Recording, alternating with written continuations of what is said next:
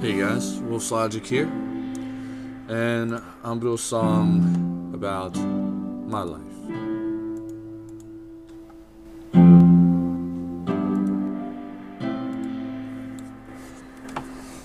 Hope you enjoy it. My style's gonna be a little bit different.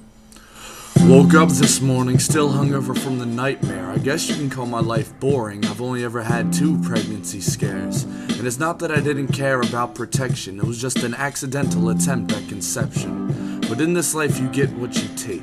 And to my surprise, turns out I was a mistake. But my parents still loved me all the same. Even during the divorce I was never burdened with the blame. But if I knew about my mom's new boyfriend, they knew it would put her to shame. So 3 years into my life, labeled a mistake, I was introduced to my mom's brand new roommate. I appreciated them saving the family from another episode of heartbreak. Once old enough to understand that my mother had found herself another lover man, I gripped up the bat, stepped up to the plate, swung away, and was tagged out at first base. My father was the runner-up in this life of a race. Raising 2 kids on his own, I guess fatherhood was his place. When he wasn't underneath a malfunctioning engine, he was high in the clouds, just daydreaming and pretending. Mentally sculpting a world where everything could be fixed, from relationships to hearts to gaskets. My brother and I are far from bastards. In fact, we're the luckiest people who've ever lived. We were actually blessed with random moments of childhoods when we were kids. And on the weekends, we even got to see our mama. She would feed us spaghetti and we wouldn't even have to change out of our pajamas. But when father showed up, it sparked up the drama. There was never enough money for the child support, even working 2 jobs, breaking her back just to try and contort. My father was such a gentleman though. He didn't take it by force, he left the law papers in the mailbox. He was more concerned about my brother and I having clean socks for school the next day. And that's just the way it went. We were never in debt, but our childhood got spent. So on to the next stage in life. Growing up pushing a mower through the neighbor's yard. Yeah, right? Go get a job, go find a girl. Try to juggle both while circumnavigating the world. Around and round we spun, until the sands of time turned to glass and we had a chance to breathe for once. And in those nanoseconds, her and I looked to the sky and watched every single star burn out and die. But every Christmas and Thanksgiving, they reappear in our eyes. My mother, father, brother, and I, together, for twice in a blue moon.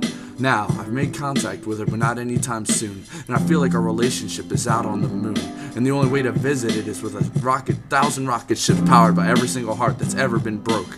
Burn the candles at both ends until we go up in smoke. Then as ash floating in the atmosphere, we'll all finally collect and discover how we really got here.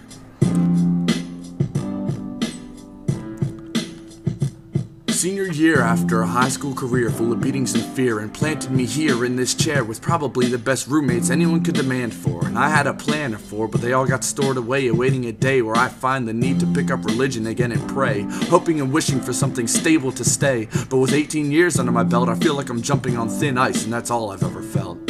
Break me down into my components and throw me underneath an electron microscope just to try and locate my lost desire and hope, my motivation and appreciation. I'll bet the 83 cents in my bank account that all you're going to find are a couple of style changes sprinkled with self-conscious doubt.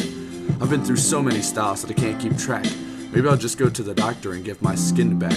What do I need it for anyway? People judge me based on what I do and what I say, so good luck labeling me. I don't even know what I'm trying to be. Skin tone ghost white as Casper with aspirations of being the next big rapper. I didn't grow up near drive-bys and drug deals. I was raised by my dad in a trailer park by the cornfields. And I turned out for the best, in my opinion at least, which of course differs from the rest. And if I ever met either of my grandfathers, I'm sure they'd be impressed. Not with the fact that I have tattoos or I've avoided heavy drugs and stealing to afford food, but the fact that I grew up in a time where an impossible thing to find is a person with a spine. They'd be proud I wasn't weak, proud of my ability to speak fluent English with proper grammar, and I can support myself and on the weekends still manage to get hammered. The prodigal hip-hop accidental offspring of a couple of alcoholics, neither of which can sing, so I guess I took the rhythm and rhyme in that fact, so I'll just continue to drain the sands of time and rap.